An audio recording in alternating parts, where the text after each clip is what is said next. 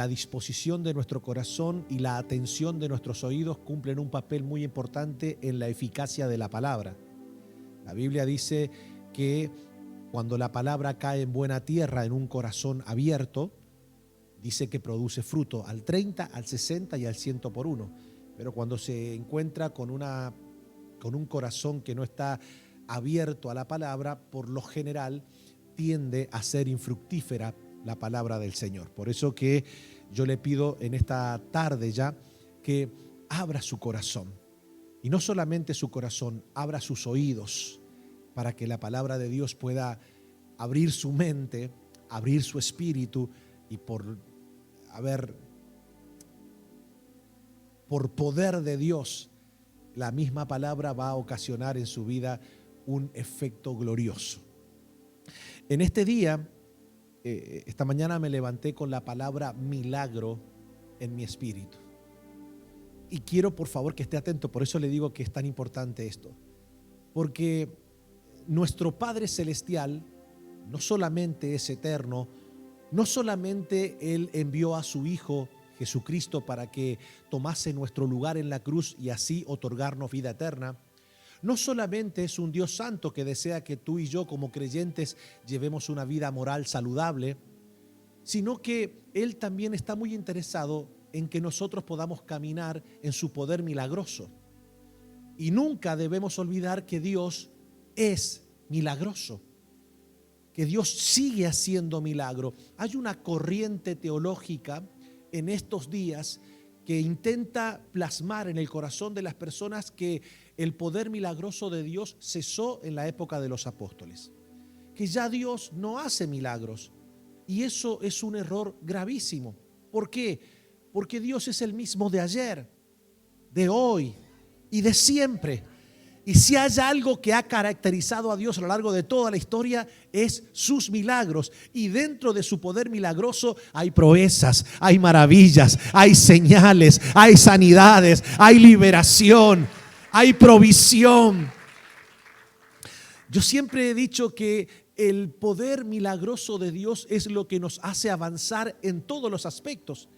Gran parte de los hombres y mujeres de Dios en la Biblia jamás hubiesen podido alcanzar todas las promesas de Dios para ellos si no hubiesen creído en el poder milagroso de Dios. Por ejemplo, Dios le dice a Josué: Josué, mira que te mando que te esfuerces y que seas valiente, no temas ni desmayes, porque tú vas a poseer la tierra que yo le prometí a Moisés y a todo el pueblo de Israel. ¿Hasta ahí estamos bien? Hasta ahí está lindo la palabra, ¿verdad? Qué bueno que Dios te diga: esto es lo que tengo para tu vida. Pero claramente, una vez que Dios le da la promesa, ahora Josué no solamente debía creer que lo que Dios le estaba diciendo era verdad, sino que debía también anclar su fe al poder milagroso de Dios, porque lo primero que se iban a encontrar era una ciudad impenetrable humanamente. Se iba a encontrar con Jericó, que estaba totalmente amurallada, con unas murallas que para la época era una obra arquitectónica indestructible. Sin embargo, Dios le dice: mira, esta va a ser la estrategia. Parece un poco rara la estrategia, pero cuando Dios te manda a hacer algo, aunque no lo logres entender del todo, hazle caso, porque detrás de esa obediencia siempre hay un milagro que se va a manifestar. Por lo menos yo le agradezco a Dios por la vida de Josué, porque si me lo hubiese dicho a mí, yo quizás porque no lo hubiese comprendido, quizás no lo hubiese obedecido. No sé si decirlo. Por lo general, nuestra generación, todo lo que no entiende no lo obedece. Pero Dios le dice: mira, vas a dar vueltas alrededor de todo lo que es la muralla, y pues al cabo de 7 días tú vas a ver cómo ellas van a caer al sonar de los chofar. A ver, convengamos, sea sincero, sea sincera. ¿Qué tiene que ver una cosa con la otra? ¿Qué tiene que ver La Habana con Guantánamo? No tiene nada que ver. Sin embargo, Dios es un Dios sublime, soberano y que trasciende nuestro razonamiento humano, porque claramente nosotros debemos entender que en no pocas ocasiones ha sido nuestro razonamiento humano lo que ha impedido que Dios obre un milagro. Porque nuestro razonamiento humano es limitado, el poder de Dios es ilimitado. Sin embargo, Josué obedeció e hizo como Dios le mandó. Y al cabo de esos días, las murallas cayeron. Su gloria se manifestó y Josué pudo conquistar la tierra que Dios le había prometido. Porque el poder de Dios hace que nosotros podamos avanzar. El poder milagroso de Dios hace que podamos avanzar. Hay mucha gente que yace en la intrascendencia porque cada vez que se encuentra ante una situación que humanamente no lo pueden resolver, ahí se detienen. Hasta ahí nomás llegaron. Pero Dios no quiere que tu fe se vea limitada hasta tu razonamiento. No, Dios quiere que apliques fe aún en aquellas cosas que humanamente no tienen solución. Y es allí donde aparece el poder milagroso de Dios en acción. De hecho, cuando nosotros estudiamos qué significa la palabra milagro, y mire lo que encontré en esencia lo que significa. Un milagro es una intervención divina de poder ante la incapacidad humana de resolver un problema. A ver, bueno, diga conmigo, un milagro es una intervención divina de poder ante la incapacidad humana de resolver un problema. ¿Qué es un milagro? Bueno, un milagro, para hacerlo con palabras mucho más fáciles, es cuando Dios hace posible lo imposible. Vamos a ver qué dice la Biblia en relación a este tema tan importante, y que como Satanás sabe que usted y yo, para conquistar las promesas de Dios, para avanzar y para mostrarle al mundo que Dios es poderoso, los milagros tienen que estar vigentes. Entonces Satanás trata de que usted y yo llevemos una vida de fe sin creer en milagros. Una vida de fe que solamente se reduzca a vivir confiados en el sacrificio de salvación de Cristo, que gloria a Dios, esa es la esencia del Evangelio, y que nosotros pues nos solamente ocupemos de llevar una vida moralmente sana. Es decir, creo en la salvación, creo en la santidad. De allí no te atrevas a ir más allá. Y Dios dice, pará, el poder milagroso de Dios sigue tan vigente como su redención. Dios sigue haciendo milagros. Tú le vas a preguntar a un sinnúmero de religiones en la actualidad y te van a decir que no es así. Y si Dios no sigue haciendo milagros, si los milagros solamente llegaron hasta los apóstoles de Cristo, entonces ¿quién es el que está haciendo milagros en estos días para estas religiones modernas? Ayúdeme. Si Dios no lo hace, entonces ¿quién lo hizo? Satanás. ¿Y sabe que esa es la blasfemia contra el Espíritu Santo? Blasfemar contra el Espíritu Santo es atribuirle al diablo el poder milagroso de Dios. Satanás se ha propuesto que tú y yo llevemos una vida alejada del poder milagroso de Dios, porque él sabe que los milagros son necesarios para poder superar las cosas que humanamente no podemos superar. Entonces, ¿qué pasa cuando yo me encuentro ante esa encrucijada de la vida? Cuando me encuentro ante una situación que no tiene humanamente solución. ¿En qué entra la gente? En depresión. ¿Sabes cuánta gente yo conozco que está en depresión y vos le preguntas, ¿crees en Dios? Claro que sí. ¿Crees en la salvación? Claro que sí. De hecho, ya le estoy diciendo a Dios que me lleve. Pero no es porque lo quiere ver, es porque tiene una depresión arriba, que lo que quiere es irse. ¿Por qué? Porque no le haya solución. Pero cuando vos le hablas de milagros, como piensan que ya los milagros cesaron en la época de los apóstoles y tienen miedo de pedir un milagro, no sea que sea Satanás haciendo un milagro en mi vida. Entonces es una situación alarmante desde muchos aspectos. ¿Sabe cuánta gente está muriendo hoy por no creer en milagros?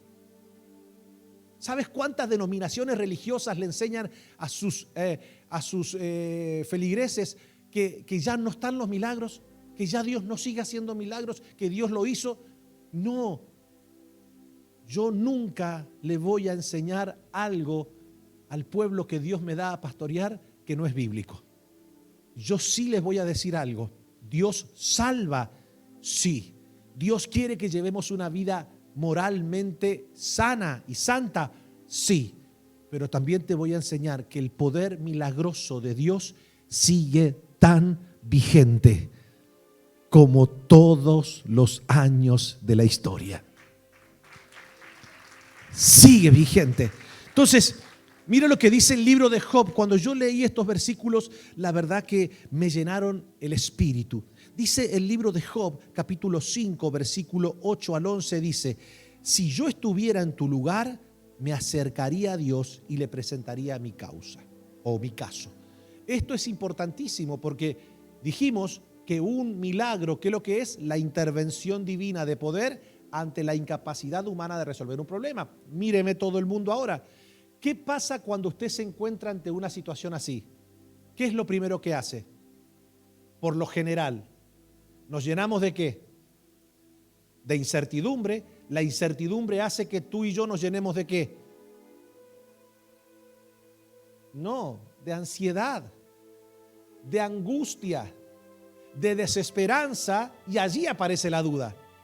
Y la duda, dice la Biblia, según el libro de Santiago, que el que duda no piense que recibirá cosa alguna del Señor. Por eso es que es tan importante esto.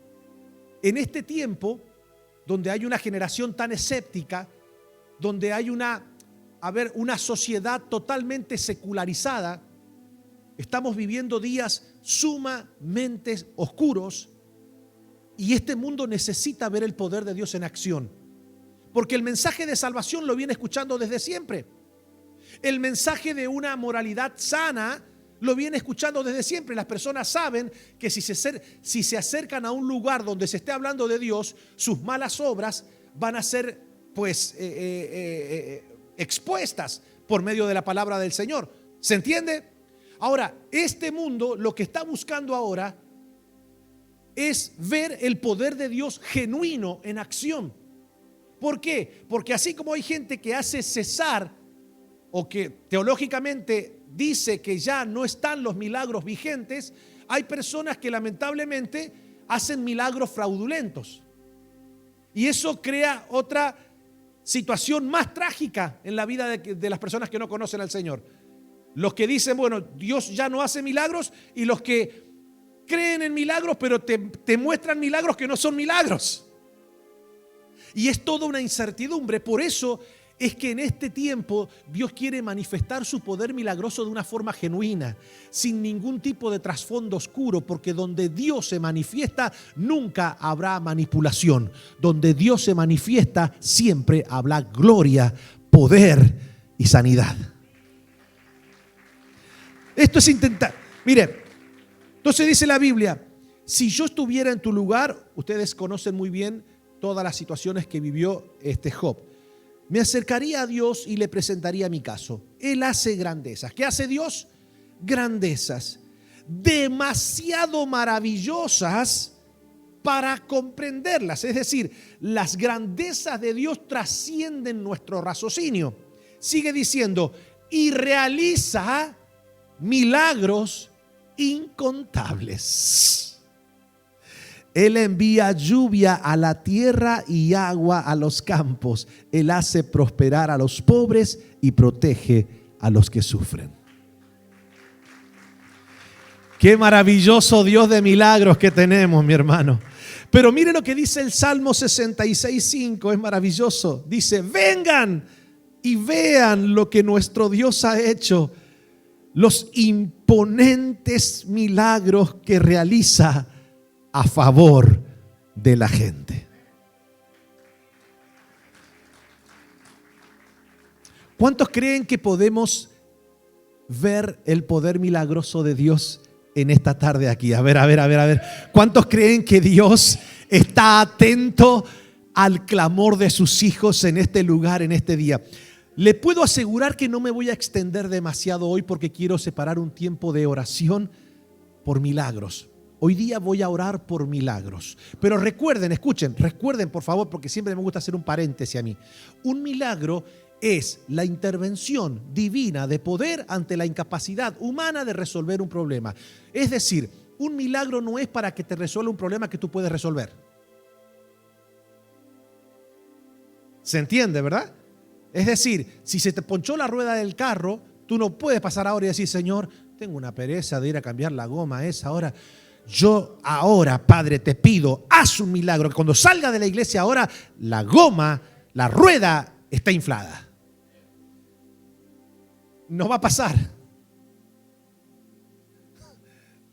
Va a estar la rueda pinchada igual. ¿Por qué? Porque es un problema que tú puedes resolver. Entonces la gente muchas veces utiliza la fe para situaciones que puede resolver con su propio intelecto. ¿Se entiende? La fe no se necesita para resolver problemas que tú puedes resolver. La fe se necesita para que tú puedas resolver situaciones que humanamente no tienen solución.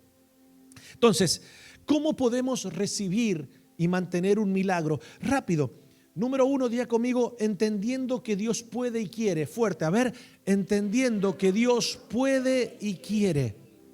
Damas y caballeros, hay una situación muy, pero muy lamentable en estos días. Muchas personas piensan de que Dios siempre quiere. Y como piensan que Dios siempre quiere, pero a ver, siempre me gusta poner un balance. Entonces ellos dicen, yo decreto que eso va a ser así. Porque dicen, como Dios quiere, entonces mi decreto hace que el milagro ocurra. ¿Sí o no? Ayúdeme, no sea malo. Entonces, ¿qué pasa? La gente, sin darse cuenta, cuando piensa que el poder del querer que Dios tiene es en base a su decreto de fe, es allí donde se provoca el error teológico. Porque Dios quiere, sí. Dios puede, sí. Pero para que el milagro ocurra, nosotros debemos pedirlo con fe. Fuerte, a ver, diga conmigo, pedirlo con fe. Yo tengo que pedir, cosa que en la teología moderna no está dentro del lenguaje evangélico. La gente ha dejado de pedir. Entonces, el término pedir lo que indica es un reconocimiento de una persona hacia quién se está dirigiendo, hacia la soberanía de alguien que es superior. Por eso que pide. ¿Por qué pide? Porque hay un reconocimiento de la grandeza del ser a quien se le está dirigiendo. Entonces, el pedir es importantísimo. No es lo mismo ir a la presencia del Señor y decirle, yo decreto que el milagro está hecho. Eso usted lo va a escuchar por doquier hoy día. Y al parecer hasta suena espiritual la frase, ¿sí o no? Ahora, por favor, yo he intentado a través de las Escrituras identificar algún texto que más o menos se relacione a esa postura teológica. De todas las personas que en algún momento recibieron un milagro del Señor, a ver cuántos se acercaron al Señor diciéndole, Hijo de David, decreto que el milagro está hecho en mi vida. Todavía no lo encuentro. Ahora, eso no quiere decir que no exista. Mire que he leído la Biblia un par de veces y no lo he encontrado. Si alguno lo encuentra, por favor, me lo trae y me ayuda en mi teología. Por ahora no lo he encontrado. En todo caso, si está, es un error de ignorancia mío. Pero si no está, es un error teológico muy grave. ¿Por qué? Porque eso puede llevar a la decepción de fe de las personas. Porque si yo pongo mi fe en el decreto de fe, entonces, porque yo estoy pensando de que porque lo decreté, ya eso va a ocurrir. Si no ocurre, ¿qué pasa con la fe? La gente se siente estafada, como ha pasado muchísimas veces. Entonces, cuando yo voy y pido, te vas a dar cuenta que es una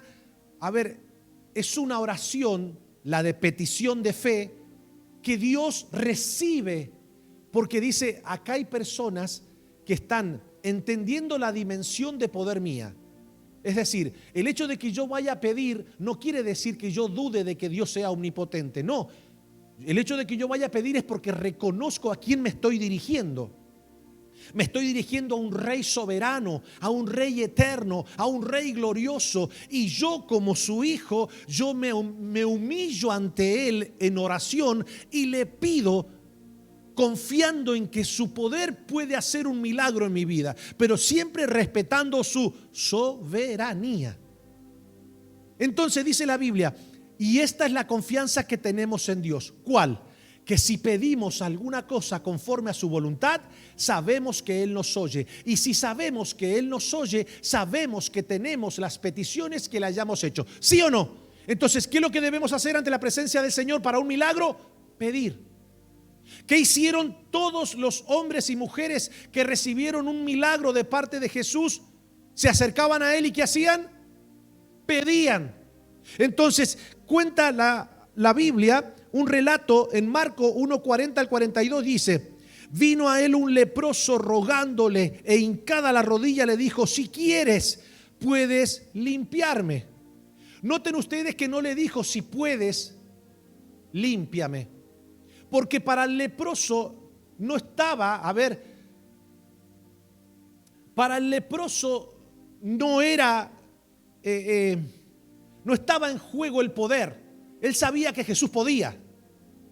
Ahora, ¿en qué no es la palabra dudaba? ¿En qué no estaba seguro el leproso? En que si el Señor quería. O sea que ¿a quién le estaba pidiendo? No al poder, sino a la soberanía. ¿Se entiende o no? Yo la estoy complicando mucho. Escuche.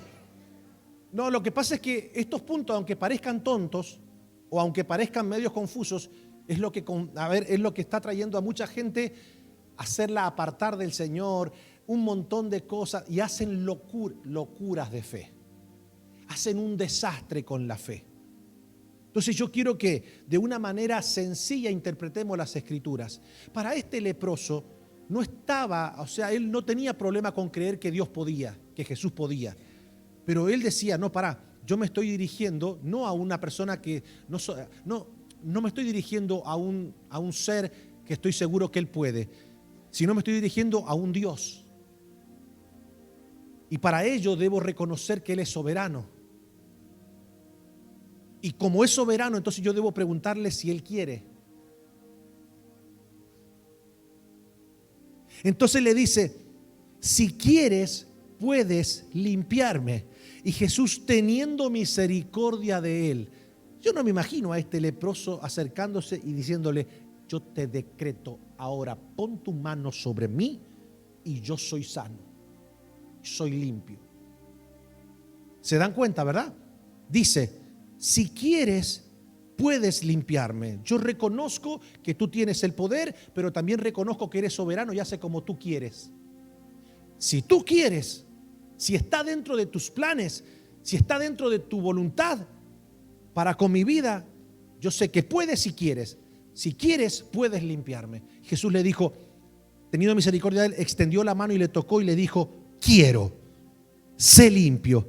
Así que él hubo hablado, y así que él hubo hablado, al instante la lepra se fue de aquel y quedó limpio.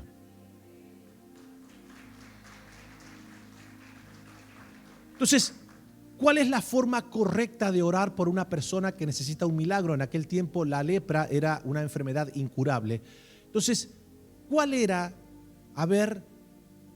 o cuál debe ser la oración de una persona? Ok, cada vez que nosotros vamos a orar por alguien, ¿están listos?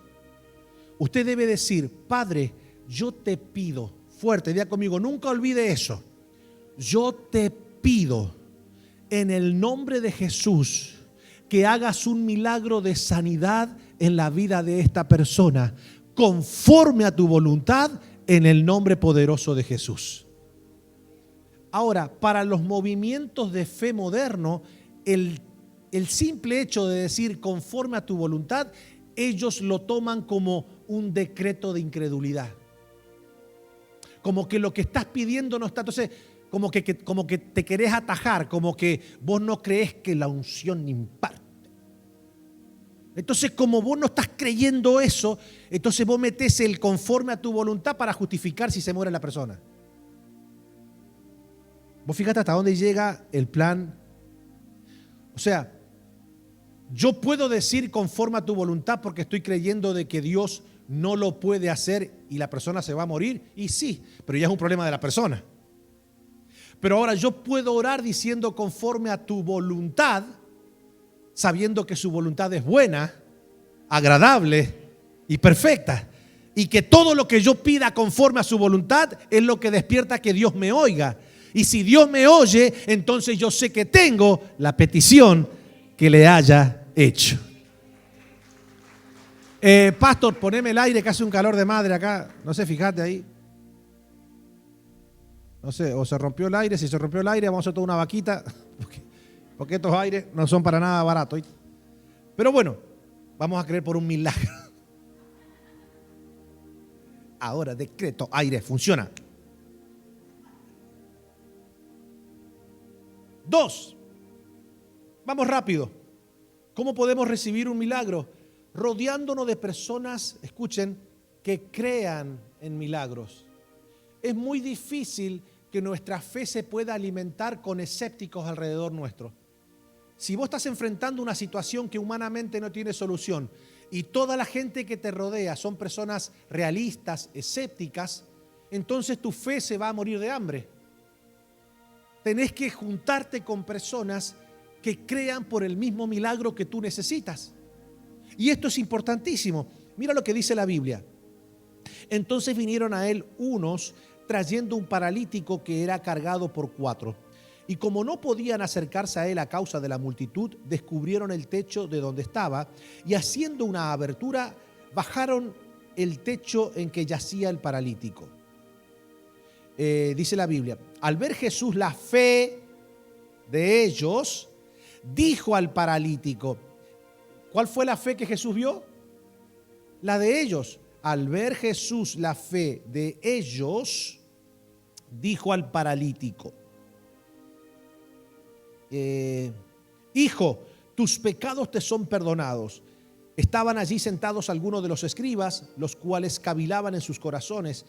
¿Por qué habla este así? Blasfemias dice. ¿Quién puede perdonar pecados sino solo Dios? Y conociendo luego Jesús en su espíritu que cavilaban de esta manera dentro de sí, les dijo, ¿por qué caviláis así en vuestros corazones? ¿Qué es más fácil? ¿Decir al paralítico, tus pecados te son perdonados? ¿O decirle, levántate, toma tu lecho y anda? Pues para que sepáis que el Hijo del Hombre tiene potestad en la tierra para perdonar pecados, dijo al paralítico, a ti te digo, levántate, toma tu lecho y vete a tu casa. Entonces él se levantó enseguida y tomando su lecho salió delante de todos, de manera que todos se asombraron y glorificaron a Dios diciendo, nunca hemos visto tal cosa.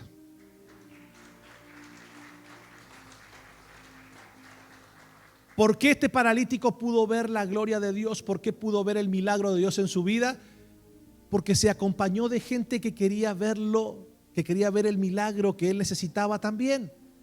Los 4 que rompieron, que estuvieron dispuestos hasta romper un techo para meterlo donde Jesús estaba, ellos no necesitaban porque todos caminaban. No necesitaban el milagro. Sin embargo, este paralítico tenía gente que le rodeaba que deseaba, tanto como él, ver ese milagro. Entonces, yo no sé si usted alguna vez pues ha tenido conversaciones con personas que son escépticas o con personas que son negativas. ¿Cuántos han tenido así? ¿Y verdad que te tumban la fe? Porque ¿qué es lo que hace el realista? El realista te hace ver todas las cosas y quiere sacarte del nivel espiritual de fe. Quiere hacerte ver que la fe solamente es para superar los problemas que humanamente tienen solución. Y no es así. Por eso, mi consejito en este día, para que el poder milagroso de Dios se manifieste en tu vida, no solamente debe estar sujeto a la soberanía de Dios, sino que también para que el poder de Dios milagroso se manifieste en tu vida, debes rodearte con personas de fe. Y quizás un día seas tú el que necesite de esa fe de las personas para ver el milagro de Dios en tu vida. Y tal vez después esas personas que te ayudaron a ti a creer por un milagro en un momento determinado, sean ellos lo que necesiten y tú transfórmate también en una persona que le inyecta fe para que pueda ver su milagro.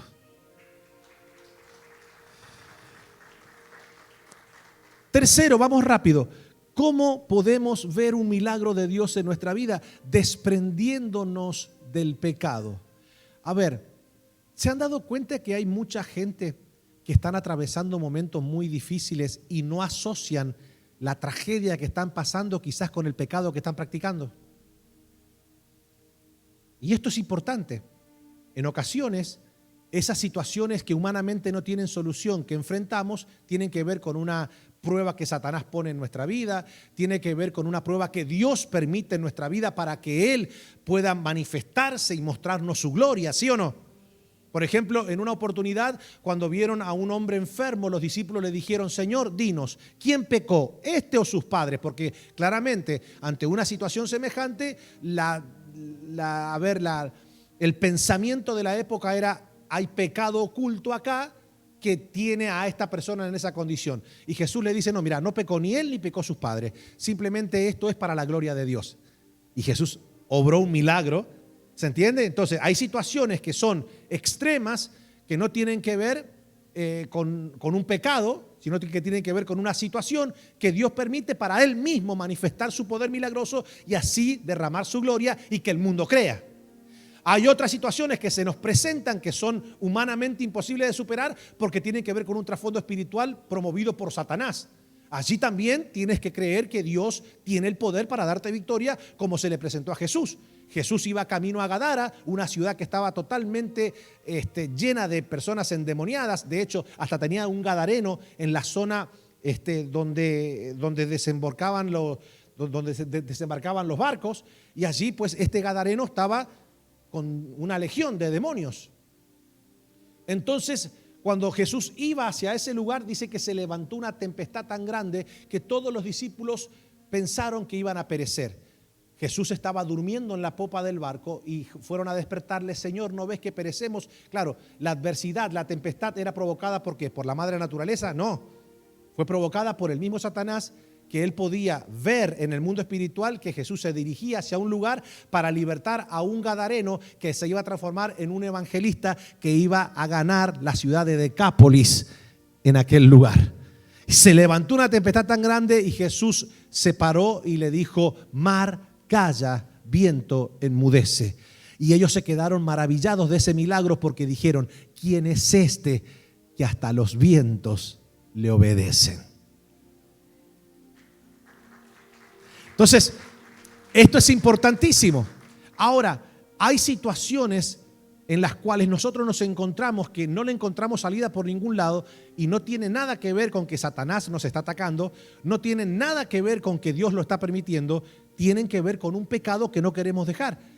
Y las personas dicen: pero yo estoy creyendo, y yo creo, y yo busco gente alrededor mío que oren conmigo, pero la situación no cambia. Bueno, tenés que chequearte. ¿Estás practicando un pecado que no querés dejar?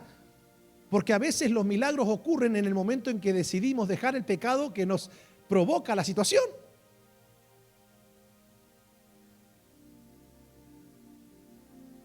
A ver, hasta hace 100 años, 200 años para atrás, ya cuando vos decías pecado, la gente, la conciencia inmediatamente los conducía rápidamente la gente identificaba cuál era el pecado, ¿sí o no? Hoy día vos decís pecado y es como una palabra rara, ¿sí o no?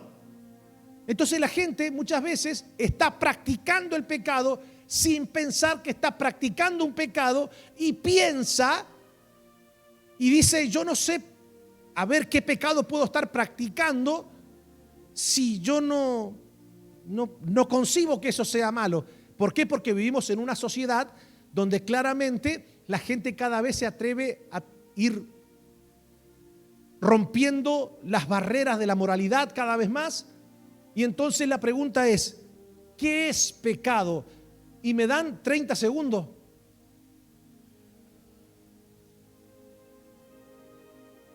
Chismear es pecado. Entonces la gente no asocia el pecado de chisme con una situación que no se les va de su vida, que para que se vaya necesita de un milagro, pero para que Dios haga el milagro debe haber un arrepentimiento genuino de ese pecado. Pero pastor, a ver, el que esté libre de pecado, el que no chismee, o sea, que tire la primera piedra, el que esté libre de chisme. ¿Se entiende? Pero yo no estoy hablando de un chisme, a ver, que uno tal vez en un momento determinado se encuentra en una conversación y de repente se da cuenta y dice, bueno, perdóname Señor. No estoy hablando de la persona que constantemente practica el pecado de chisme. ¿Qué es eso? Todo el tiempo se la pasa hablando de los demás, todo el tiempo se la pasa criticando a los demás, todo el tiempo se la pasa tratando de escuchar cómo está la vida de los demás. Eso es un pecado, pero para el mundo de hoy no es un pecado, pero para Dios es pecado. Pecado tan grande que dice la Biblia, 6 cosas aborrece Jehová y aún 7 abomina su alma. ¿Sabe cuál es la séptima? ¿Sabe cuál es la séptima? El que siembra discordia entre los hermanos. Por nombrarle cosas.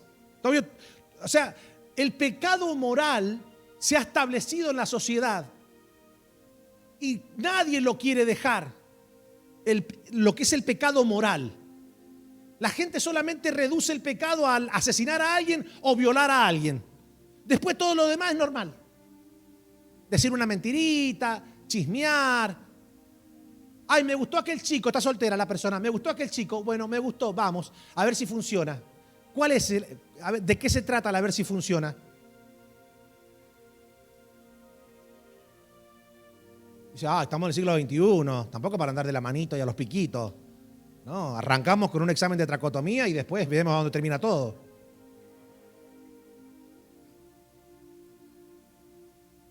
¿Sí o no? Entonces, hay pecados que no nos dejan ver el poder milagroso de Dios y que lo debemos de una vez por todas erradicar de nuestra vida. El mundo cristiano de hoy, lamentablemente, no se arrepiente de los pecados. Lo que hace es pedir perdón, pero sin arrepentimiento. Lo voy a volver a repetir. Gran parte de los creyentes en la actualidad no se arrepiente de sus pecados. Pide perdón por los pecados que comete, pero no se arrepiente. Pastor, ¿no es lo mismo? No, no es lo mismo.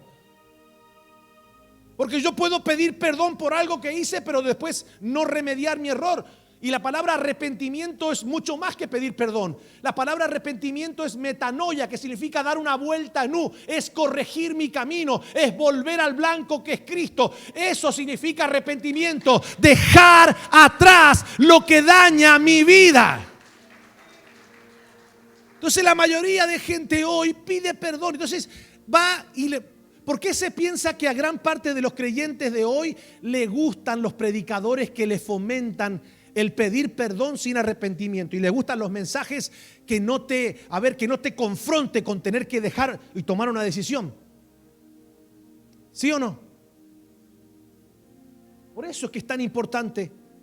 Hay mucha gente que se está perdiendo de ver el poder milagroso de Dios porque no quiere dejar el pecado que sabe que está cometiendo, que pide perdón a Dios porque sabe que a Dios no le agrada, pero continúa en ese pecado. No se quiere arrepentir. Y la Biblia dice que para que pueda venir de la presencia del Señor tiempo de refrigerio para nuestra alma, la Biblia nos enseña a arrepentíos y convertíos para que vengan de la presencia del Señor tiempos de refrigerio. De hecho, a ver, por favor, yo le voy a pedir que usted preste atención a lo que le voy a decir. ¿Cuál fue el mensaje de Jesús? Lo primero que Jesús dijo, miren muchachos, el arrepentimiento es parte de la cultura cristiana, no el remordimiento. Remordimiento es pedir perdón y seguir haciéndolo. A ver, ¿cuál es la diferencia entre arrepentimiento y remordimiento? El remordimiento es la persona que pide perdón y que tiene mucho temor a la consecuencia de lo que hizo. Pero cuando ve que el tiempo pasó y la consecuencia no se ejecutó, vuelve a hacerlo. Y así lo va haciendo cada vez más periódicamente, de modo tal que después lo único que hace es: yo sé que lo que estoy haciendo está mal, entonces cuando lo ejecute pido perdón, pero después lo sigo haciendo. Eso es remordimiento. Arrepentimiento es estar contristado en el espíritu porque le fallé a Dios. Y porque sé que si no dejo este pecado, el pecado me lleva a la muerte. Porque ¿sabe cuál es la paga del pecado? La muerte. Ahora la gente hoy día no le tiene miedo a eso. ¿Por qué? Porque le perdió el temor a Dios. Entonces la gente dice que esté libre de pecado, que tire la primera piedra, ¿verdad? Cuando tú no sabes lo que es esto, lo que es aquello. No, damas y caballeros, el mensaje de Jesús sigue siendo el mismo. De hecho, es el que nosotros, los ministros, deberíamos predicar siempre. Porque ese fue el mandato: ir por todo el mundo y predicar el evangelio del reino a toda criatura, enseñándoles todas las cosas que yo os he enseñado. Y he aquí, yo estoy con vosotros todos los días hasta el fin del mundo. El mensaje es que el predicador, el ministro de Dios, debe enseñar lo mismo que enseñó Jesús. Jesús enseñó que el arrepentimiento es parte de la cultura. ¿Por qué? Porque Dios sabe que estamos todavía en un caparazón que se ve seducido permanentemente hacia el pecado. Entonces la solución a eso es: si en algún momento determinado uno peca, arrepiéntanse. ¿Se entiende, verdad? Hijitos míos, si alguno hubiese cometido pecado, abogado tenemos. Vayan a la fuente correcta, arrepiéntanse, porque la Biblia dice que el que disimula, el que esconde su pecado, no prosperará. Pero el que los confiesa y se aparta, alcanza misericordia. ¿Por qué es tan peligroso esto? Porque a veces, escuchen esto, hay gente que dice: pastor, yo he visto a personas que están metidas en medio de un pecado y Dios le ha hecho un milagro. ¿Cómo? Explicotéate eso.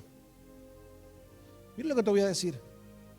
En la soberana voluntad de Dios, una persona quizás esté practicando un pecado y en un momento determinado viene y le pide a Dios misericordia. Dios hace el milagro. A ver, pero ¿por qué Dios hace el milagro?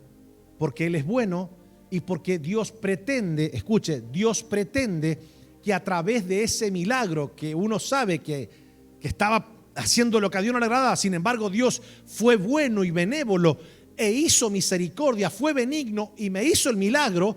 Dios lo que pretende es que esa acción no geste en nosotros ¿viste? No importa cómo está uno, Dios es bueno, no.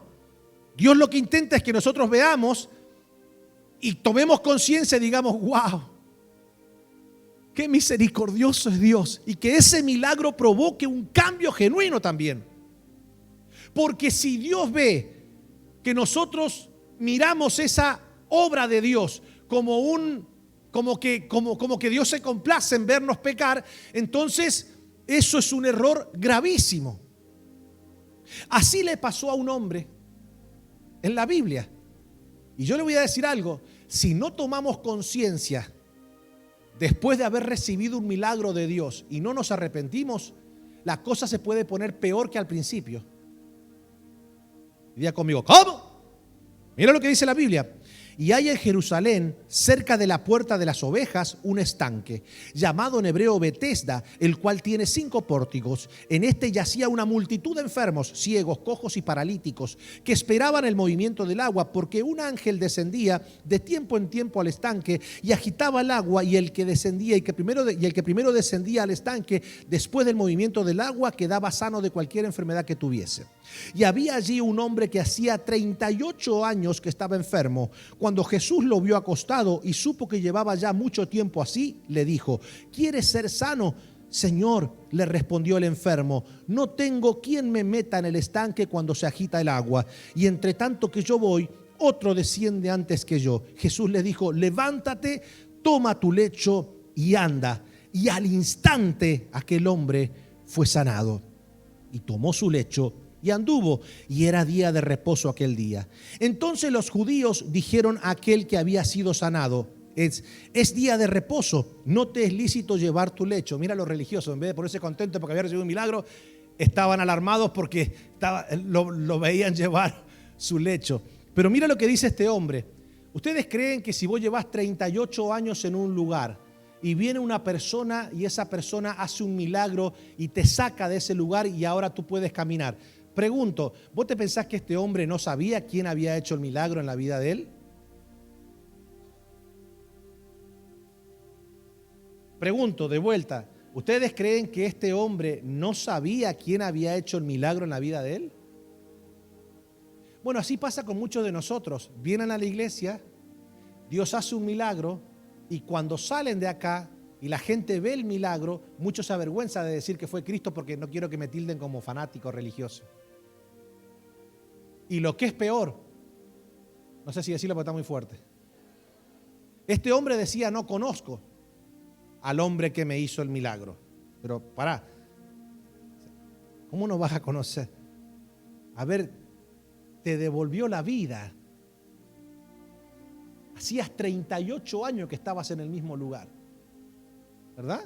Y ni hablar de los que salen de la iglesia y saben que Cristo fue el que hizo el milagro y van por la calle diciendo: no, fue San Lázaro, fue la Caridad del Cobre, fue la Santa Bárbara la que me la hizo. Y Jesús, bueno, Jesús también fue todo suma. Como todo suma. A ver lo que te voy a decir, no sé si decirlo en español o en inglés. Te lo voy a decir en español. La Santa Bárbara no tiene poder para hacer milagros. La Caridad del Cobre no tiene poder para hacer milagros. San Lázaro no tiene poder para hacer milagros. Pero ¿cómo, pastor? ¿Cómo tú vas a decir eso? Si ellos fueron los que me trajeron hasta acá, ellos fueron los que me protegen. Seguí diciendo eso y Dios va a sacar su protección de ti. Y a ver si ellos te van a poder salvar. El que te trajo hasta acá, el que te proveyó, el que te cuida, el que te sostiene y el que te da todo, se llama Jesucristo, el Hijo de Dios. Pero pastor, me da pena, imagínense qué hago ahora con todos los amuletos que yo tengo en la casa. Bótalos. Pero ¿cómo, pastor? A mí me dijo el pai, me dijo el babalao que si yo hacía eso, venían todo esto y se me tiraban encima y se iban a vengar. Que se quieran vengar todo lo que quieran los demonios. Tú tienes que saber que no se dormirá el que te guarda. No se dormirá el que te protege. Dios es el que te protege. Entonces, pastor, ¿qué hago? ¿Qué hago con todas las imágenes, con todos los amuletos? ¿Qué hago, pastor, aún con esa? Tengo una virgen que pesa 3 kilos de oro, pastor.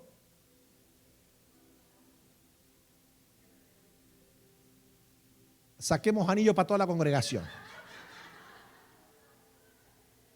No lo va a botar porque se derrite.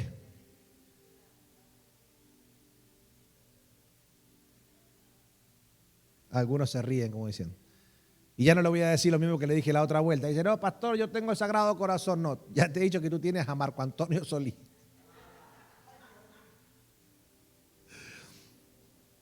Dice: y era día de reposo. Entonces los judíos dijeron a aquel que había sido sanado: es día de reposo, no te es lícito llevar tu lecho. Él le respondió: el que me sanó, él mismo me dijo: toma tu lecho y anda.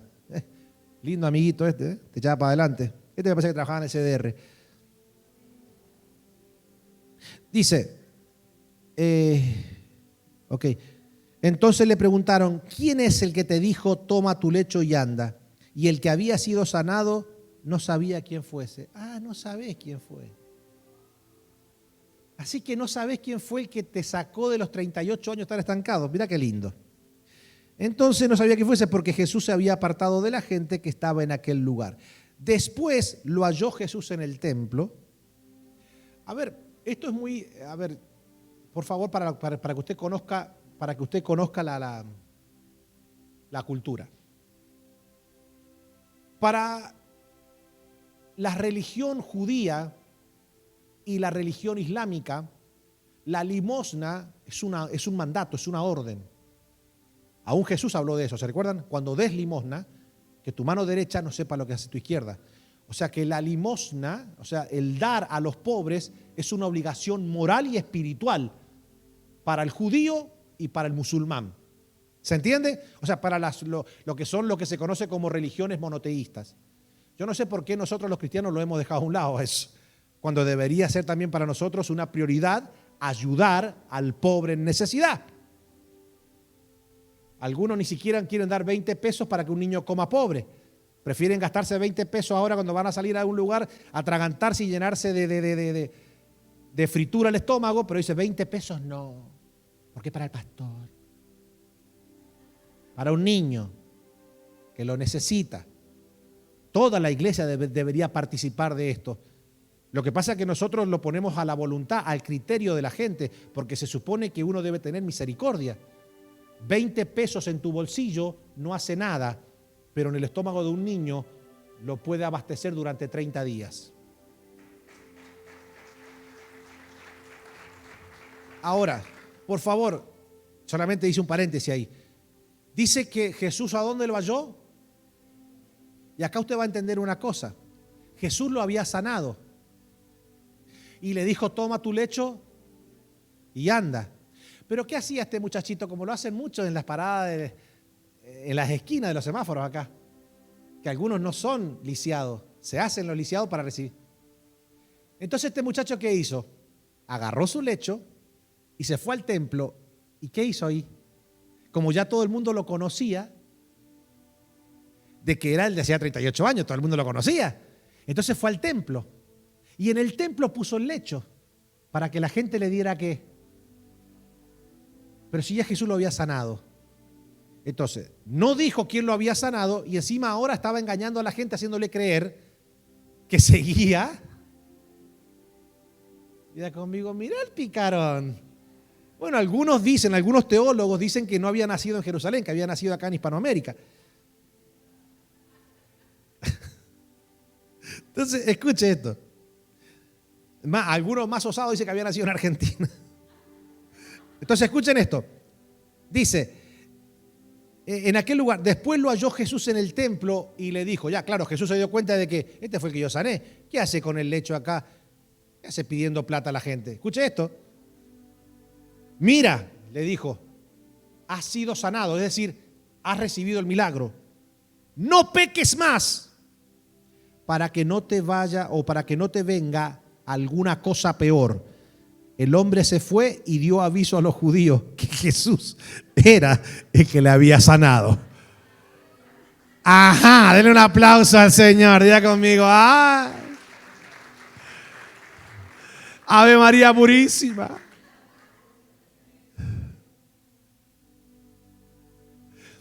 Entonces, ¿cómo podemos nosotros ver el poder milagroso del Señor? Bueno, número 1, entendiendo que Dios quiere y puede. Número 2, rodeándonos de personas que crean en milagros como nosotros. 3, desprendiéndonos del pecado. Escucha, yo siento fuertemente en mi espíritu soltarte esta palabra hoy. Dios te dice, en el momento en que tú decidas arrepentirte genuinamente del pecado, el milagro que necesitas se va a manifestar en tu vida.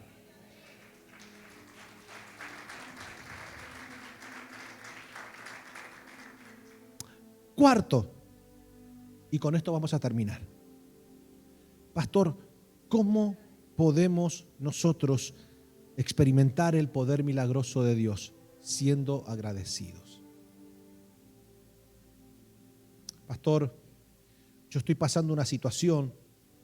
Hace tiempo que yo le estoy creyendo a Dios por un milagro. Dios sabe que lo necesito. ¿Vale? Dios sabe que lo necesito. Dios sabe que yo necesito recuperar la salud. Bueno, no sé en qué área necesitas el milagro.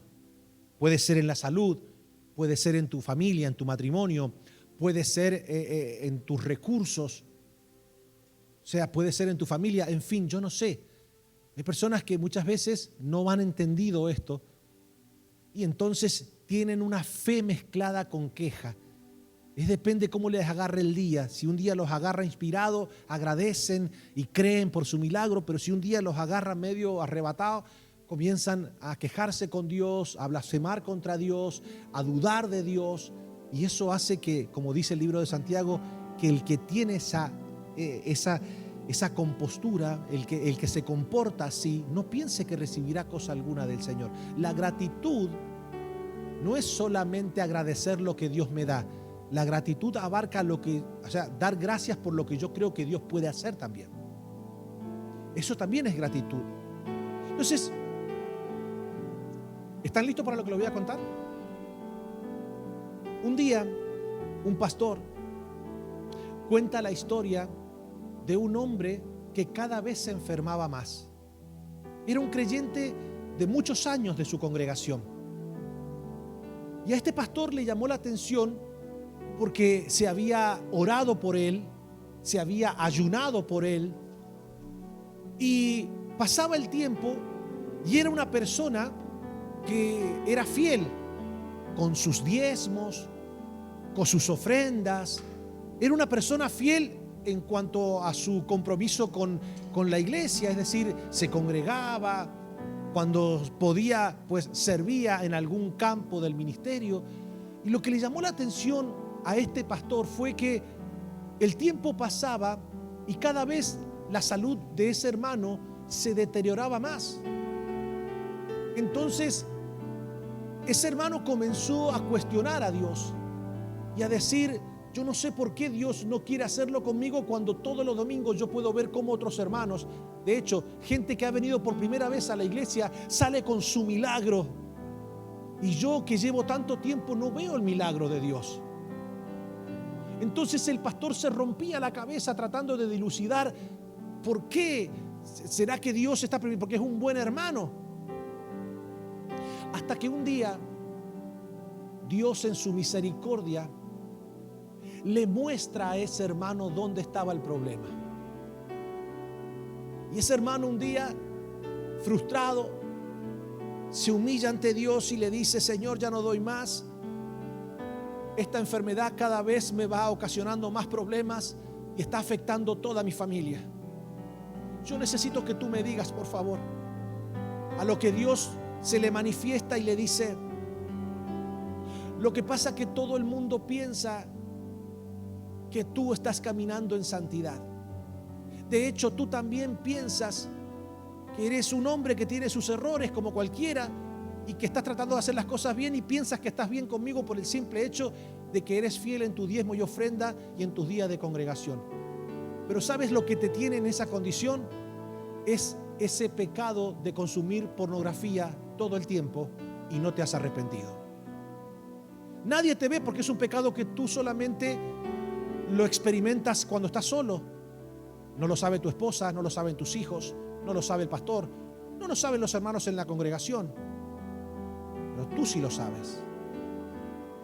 Y mientras tú sigas pensando que es un hábito que no es dañino, porque al final no le haces daño a nadie, solamente lo consumes en tu intimidad, pues claramente eso no tiene nada que ver. Y Dios le dijo: hasta que no te arrepientas de ese pecado, no podrás ver mi poder sanándote.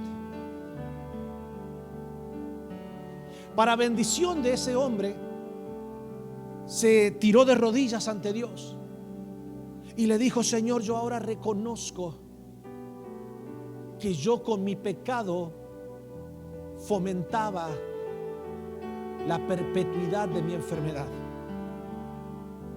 Yo te pido perdón. Y ese hombre agarró todos los links, todos los lugares a donde él iba a consumir pornografía, y lo botó. Desde ese momento, la vida de ese hermano comenzó a sanar de una manera gloriosa.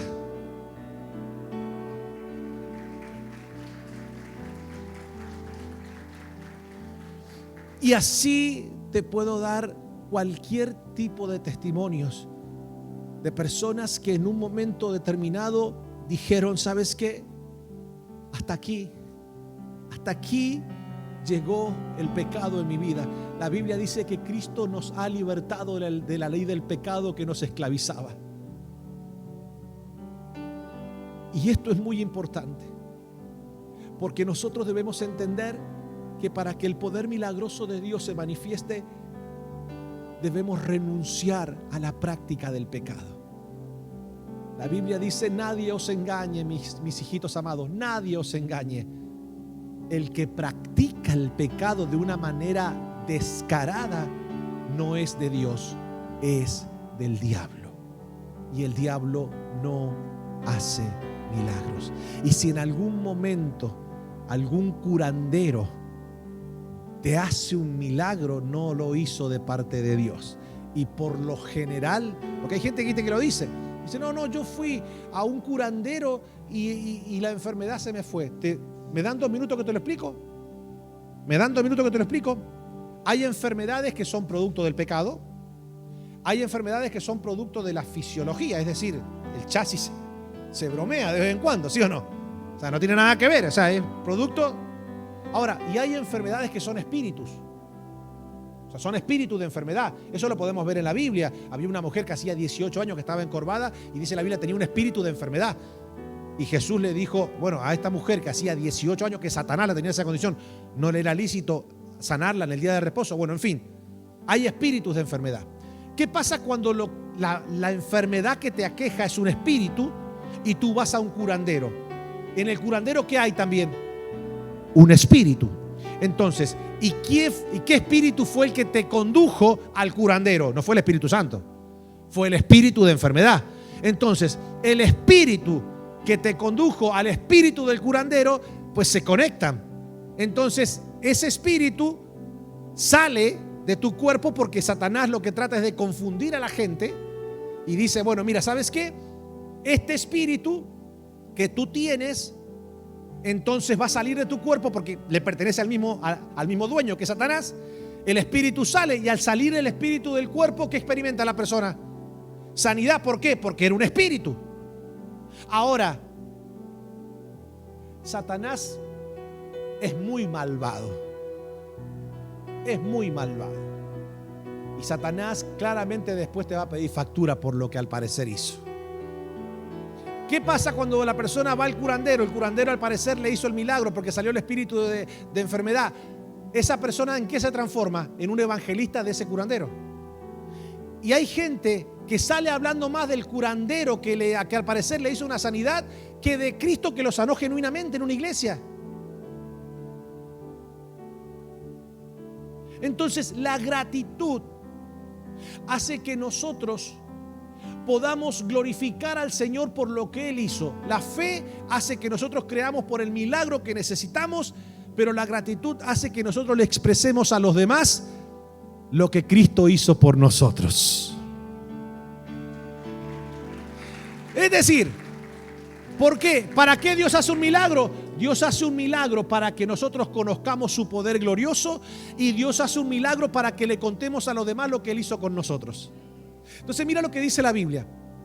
Póngase de pie que se lo leo parado a esto. Dice la Biblia: yendo Jesús a Jerusalén, yo le voy a pedir por favor que usted ore por mí para que mi 2020 nunca se vaya. Y lo voy a leer de acá en el nombre del Señor. Yendo Jesús a Jerusalén, pasaba entre Samaria y Galilea. Y al entrar en una aldea, le salieron al encuentro 10 hombres leprosos, los cuales se pararon de lejos y alzaron la voz diciendo: Jesús, Maestro, ten misericordia de nosotros. Cuando Él los vio, les dijo: id, mostraos a los sacerdotes. Y aconteció que mientras iban, fueron limpiados. Entonces uno de ellos, viendo que había sido sanado, volvió glorificando a Dios a gran voz y se postró rostro en tierra a sus pies, dándole gracias. Este era samaritano. Respondiendo Jesús dijo: ¿no son 10 los que fueron limpiados? ¿Y los 9 dónde están? No hubo quien volviese y diese gloria a Dios, sino este extranjero. Y les dijo: levántate, vete, tu fe te ha salvado.